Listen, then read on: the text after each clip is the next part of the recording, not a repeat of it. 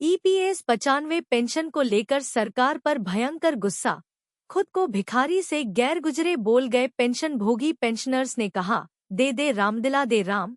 चिल्ला चिल्ला कर मरते भी जा रहे हैं, पर सरकार की ओर से दया की एक बूंद भी देना मयस्कर न हुआ। सूचना जी न्यूज छत्तीसगढ़।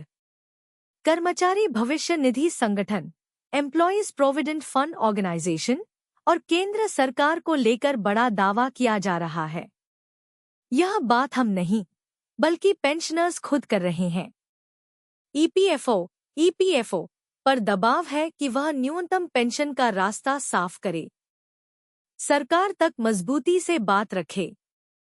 पेंशनर्स को जागरूक करने वालों में शामिल अनिल कुमार नमदेव ने सोशल मीडिया पर ईपीएस 95 पेंशन को लेकर पोस्ट किया। लिखा, सरकार की निगाह में शायद पेंशनर्स पर खर्च करना पैसे की बर्बादी है। भिखारी की भी औकात नहीं। कोई भिखारी 3-4 बार आता है तो हार कर उसकी झोली में लोग एकाध सिक्का पुण्य कमाने के लिए डाल ही देते हैं। यहाँ तो सैकड़ों भिखारी रोज रोज सालों सालों से दे दे राम दिला दे राम चिल्ला चिल्ला कर मरते भी जा रहे हैं, पर सरकार की ओर से दया की एक बूंद भी देना मयस्कर न हुआ। जब खुद के पेंशन वेतन की बारी आती है तो सरकार की एक ही बैठक में सब हल। अनिल कुमार ने लिखा, जब खुद के पेंशन वेतन की बारी आती है तो एक ही बैठक में एक ही स्वर से बेहिसाब बढ़ोतरी कर लेते हैं और पेंशनरों के लिए पिछले 7 सालों से कुछ नहीं किया।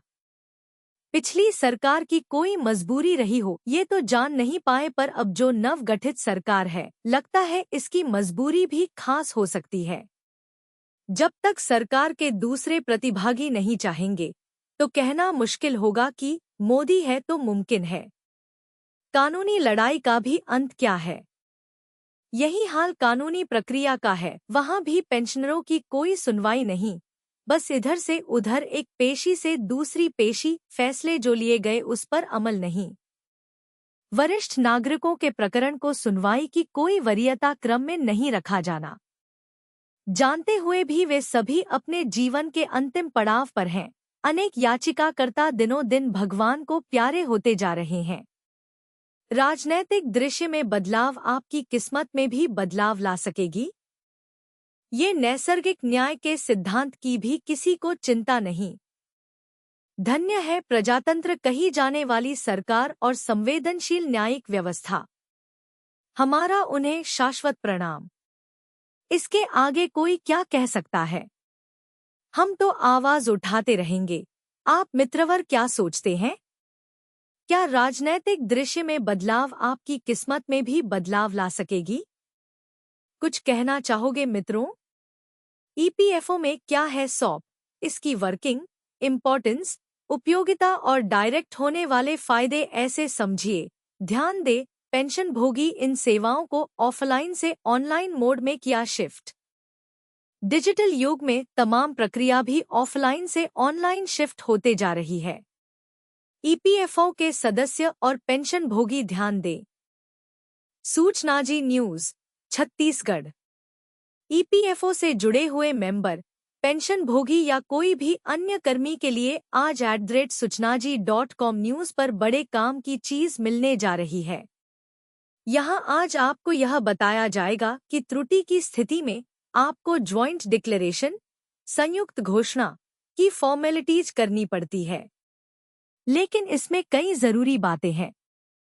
इन जरूरी तत्वों को शामिल करके ही आप ज्वाइंट डिक्लेरेशन को कंप्लीट कर सकते हैं, वरना यह प्रक्रिया नियमित पूरी नहीं हो पाएगी। डिजिटल युग के जमाने में यह सारी प्रक्रिया भी ऑफलाइन से ऑनलाइन शिफ्ट, नॉन अलॉटमेंट होते जा रही है। इससे मेंबर्स को बड़ी सुविधा मिली है, जिससे काफी आसानी से प्रोसेस को पूरा किया जा सकता है। लेकिन कई प्रोसेस अब भी ऑफलाइन में ही चल रहा है। इन कुछ एक प्रोसेस को ऑफलाइन से ऑनलाइन में शिफ्टिंग की तैयारी की जा रही है। ज्वाइंट डिक्लेरेशन के प्रोसेस में आपका नाम, पिता का नाम, आपकी उम्र, डेट ऑफ ज्वाइनिंग आदि को क्लियर किया जा सकता है। साथ ही इसे ऑफलाइन और ऑनलाइन दोनों ही मोड में क्लियर किया जा सकता है। इसके लिए स्टैंडर्ड ऑपरेटिंग प्रोसीजर सॉप बनाकर रखा गया है। इससे काम आसानी से भी हो जाता है और पूरी पारदर्शिता के साथ काम हो पाता है। ऑनलाइन मोड में कन्वर्ट किया जा रहा। इसमें मौजूदा समय में 11 फील्ड का करेक्शन ऑनलाइन किया जा रहा है। इन्हें ऑनलाइन ही किया जा रहा है। धीरे धीरे बाकी फील्ड को भी ऑनलाइन मोड में कन्वर्ट किया जा रहा है, जिससे इसमें पारदर्शिता आएगी। साथ ही बहुत सा महत्वपूर्ण काम घर बैठे एक क्लिक में ही हो जाएगा। बाकी ऐसे ही महत्वपूर्ण जानकारियों के लिए आप लगातार @suchnaji.com न्यूज़ पढ़ते रहिए और खबरों को शेयर करते रहिए। PS 95 योजना न्यूनतम पेंशन 7,500 रुपये करने की मांग को लेकर पेंशन भोगी करेंगे विरोध प्रदर्शन। पेंशन भोगी महंगाई भत्ते के साथ मूल पेंशन 7,500 रुपये मासिक करने, पेंशन भोगियों के पति या पत्नी को मुफ्त स्वास्थ्य सुविधाएं देने समेत अन्य मांग कर रहे हैं। कर्मचारी भविष्य निधि संगठन EPFO की EPS 95 योजना के दायरे में आने वाले कर्मचारियों और पेंशन भोगियों की न्यूनतम पेंशन 7,500 रुपये मासिक किए जाने समेत अन्य मांगों को लेकर पेंशन भोगी गुरुवार को राष्ट्रीय राजधानी दिल्ली में रैली करेंगे। EPS 95 राष्ट्रीय संघर्ष समिति NAC ने बुधवार को बयान में कहा कि वह अपनी मांगों के समर्थन में 7 दिसंबर को रामलीला मैदान में रैली करेगी। न्यूनतम पेंशन बढ़ाकर 7,500 रुपये मासिक करने समेत अन्य मांगों के समर्थन में इस रैली में देश भर के 50,000 पेंशन भोगी शामिल होंगे। पेंशन भोगी महंगाई भत्ते के साथ मूल पेंशन 7,500 रुपये मासिक करने, पेंशन भोगियों के पति या पत्नी को मुफ्त स्वास्थ्य सुविधाएं देने समेत अन्य मांग कर रहे हैं। वर्तमान में कर्मचारी पेंशन योजना EPS 95 के तहत न्यूनतम पेंशन 1,000 रुपये महीना है। बयान के अनुसार इस रैली के बाद पेंशन भोगी 8 दिसंबर से जंतर मंतर पर आमरण अनशन करेंगे। समिति के अध्यक्ष कमांडर अशोक राउत, सेवानिवृत्त, ने कहा, हम अपनी मांगों के समर्थन में 7 दिसंबर को रामलीला मैदान में रैली करेंगे। यह हमारा अंतिम चेतावनी है। अगर हमारी मांगें नहीं मांगी गई तो हम आमरण अनशन करेंगे। बयान में कहा गया है कि केंद्र सरकार के किसी निर्णय पर पहुंचने तक अध्यक्ष राउत, महासचिव वीरेंद्र सिंह रजावत और मुख्य सलाहकार PN पाटिल अनशन में शामिल होंगे।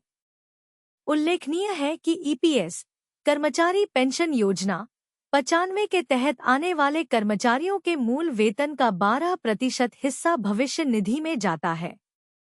वहीं नियोक्ता के 12% हिस्से में से 8.33% कर्मचारी पेंशन योजना में जाता है। इसके अलावा पेंशन कोष में सरकार भी 1.16% का योगदान करती है।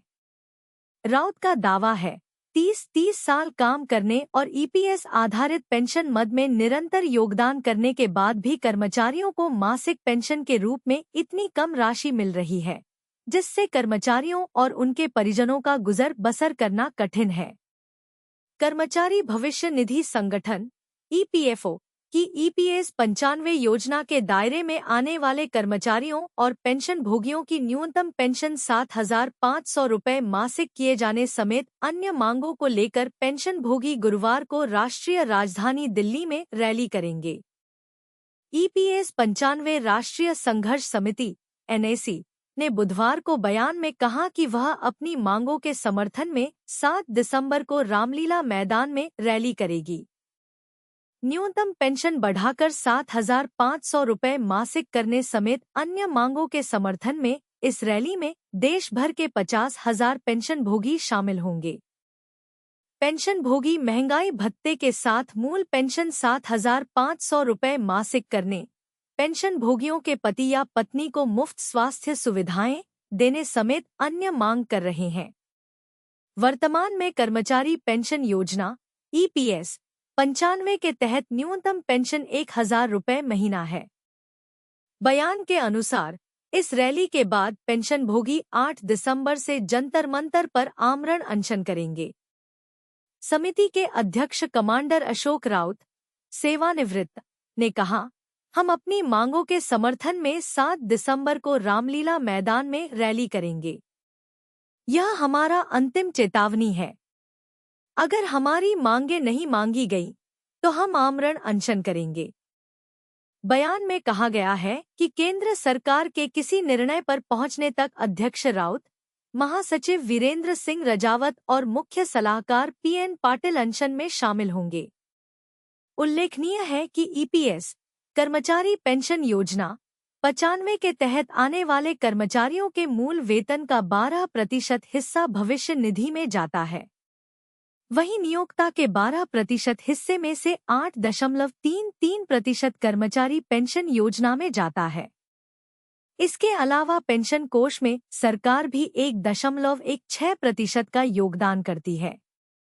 राउत का दावा है, 30 साल काम करने और ईपीएस आधारित पेंशन मद में निरंतर योगदान करने के बाद भी कर्मचारियों को मासिक पेंशन के रूप में इतनी कम राशि मिल रही है, जिससे कर्मचारियों और उनके परिजनों का गुजर बसर करना कठिन है। कर्मचारी भविष्य निधि संगठन ईपीएफओ की ईपीएस 95 योजना के दायरे में आने वाले कर्मचारियों और पेंशन भोगियों की न्यूनतम पेंशन 7,500 रुपये मासिक किए जाने समेत अन्य मांगों को लेकर पेंशन भोगी गुरुवार को राष्ट्रीय राजधानी दिल्ली में रैली करेंगे। ईपीएस 95 राष्ट्रीय संघर्ष समिति एनएसी ने बुधवार को बयान में कहा कि वह अपनी मांगों के समर्थन में 7 दिसंबर को रामलीला मैदान में रैली करेगी। न्यूनतम पेंशन बढ़ाकर 7,500 रुपये मासिक करने समेत अन्य मांगों के समर्थन में इस रैली में देश भर के 50,000 पेंशन भोगी शामिल होंगे। पेंशन भोगी महंगाई भत्ते के साथ मूल पेंशन 7,500 रुपये मासिक करने, पेंशन भोगियों के पति या पत्नी को मुफ्त स्वास्थ्य सुविधाएं देने समेत अन्य मांग कर रहे हैं। वर्तमान में कर्मचारी पेंशन योजना ईपीएस 95 के तहत न्यूनतम पेंशन 1,000 रुपये महीना है। बयान के अनुसार इस रैली के बाद पेंशनभोगी 8 दिसंबर से जंतर मंतर पर आमरण अनशन करेंगे। समिति के अध्यक्ष कमांडर अशोक राउत, सेवानिवृत्त, ने कहा, हम अपनी मांगों के समर्थन में 7 दिसंबर को रामलीला मैदान में रैली करेंगे। यह हमारा अंतिम चेतावनी है। अगर हमारी मांगें नहीं मांगी गई तो हम आमरण अनशन करेंगे। बयान में कहा गया है कि केंद्र सरकार के किसी निर्णय पर पहुंचने तक अध्यक्ष राउत, महासचिव वीरेंद्र सिंह रजावत और मुख्य सलाहकार पीएन पाटिल अनशन में शामिल होंगे।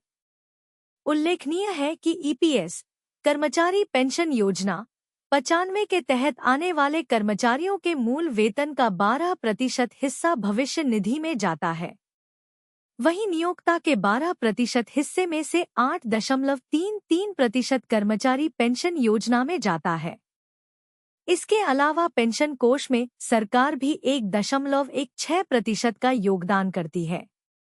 राउत का दावा है, 30 साल काम करने और ईपीएस आधारित पेंशन मद में निरंतर योगदान करने के बाद भी कर्मचारियों को मासिक पेंशन के रूप में इतनी कम राशि मिल रही है, जिससे कर्मचारियों और उनके परिजनों का गुजर बसर करना कठिन है। ईपीएस 95 पेंशन एनडीए सरकार 7,500 रुपये मासिक पेंशन डीए चिकित्सा लाभ पर बड़ी खबर, मोदी 2014 और 2019 की तरह मनमानी नहीं कर सकते। महाराष्ट्र, हरियाणा और दिल्ली विधानसभा चुनाव जल्द ही होने वाले हैं। सूचना जी न्यूज़ छत्तीसगढ़। लोकसभा चुनाव 2024, लोकसभा इलेक्शन 2024 का रिजल्ट आ चुका है। सियासी पार्टियां अपना अपना दावा कर रही हैं। वहीं ईपीएस 95 पेंशन को लेकर आंदोलन चलाने वाले देश भर के पेंशनर्स की नज़र भी नई सरकार पर टिकी हुई है। चुनाव से पहले मोदी सरकार पर भड़के पेंशनर्स की मांग अब भी बरकरार है। सोशल मीडिया पर इसको लेकर क्या चल रहा है, इसकी झलक बुधवार को देखने को मिली। पेंशन भोगी गौतम चक्रवर्ती ने पोस्ट किया। इनके पोस्ट में लिखा गया कि भाजपा और टीम मोदी दो सहयोगियों टीडीपी और जेडीयू पर निर्भर होकर एक अनिश्चित स्थिति में है, जो प्रमुख गठबंधन सहयोगियों से रियायतें प्राप्त करने में माहिर हैं। मोदी 2014 और 2019 की तरह मनमानी नहीं कर सकते। महाराष्ट्र, हरियाणा और दिल्ली विधानसभा चुनाव जल्द ही होने वाले हैं, इसलिए टीम मोदी पर प्रभावी ढंग से दबाव बनाया जा सकता है। महाराष्ट्र और हरियाणा में भाजपा का प्रदर्शन फीका रहा है। 2014 और 2019 में लोकसभा चुनावों में भाजपा के क्लीन स्वीप के बावजूद आपने विधानसभा चुनावों में जीत दर्ज की थी। कमांडर सर और एनएसी के शीर्ष अधिकारियों को भाजपा की चुनावी हार का फायदा उठाने दें। चंद्रबाबू नायडू और नीतीश कुमार से सीधी अपील की जा सकती है। मथुरा से फिर से निर्वाचित हेमा मालिनी के माध्यम से पीएम से तीसरी अपील की जा सकती है। टीम मोदी को हम सेवानिवृत्त कर्मचारियों के लिए आकर्षक सामाजिक कल्याण योजनाएं लानी चाहिए। 7,500 रुपये मासिक पेंशन प्लस डीए प्लस चिकित्सा लाभ, ताकि इसकी गिरावट को रोका जा सके। पेंशनर्स ने कहा, मोदी सरकार ने कितनी अपमानजनक तरीके से हमारी उचित मांगों को नजरअंदाज किया और इसके बजाय प्रधानमंत्री ने झूठे वादों के साथ हमें खुश करने के लिए झूठे भूपेंद्र यादव को हमारे ऊपर छोड़ दिया। मुझे यकीन है टीम मोदी के खिलाफ हमारी एकजुट कार्रवाई ने आपदा को जन्म दिया है। अगर मामले को गंभीरता से लिया जाता है तो सरकार गठन के बाद पेश किए जाने वाले विस्तृत बजट में हम कुछ अच्छी खबर की उम्मीद कर सकते हैं। नहीं तो आगामी विधानसभा चुनावों में हम 5,000 रुपये प्लस डीए की अंतरिम राहत के लिए हमारी अपील को बेरहमी से खारिज करने को याद करेंगे और सुनिश्चित करेंगे कि इसे खारिज कर दिया जाए।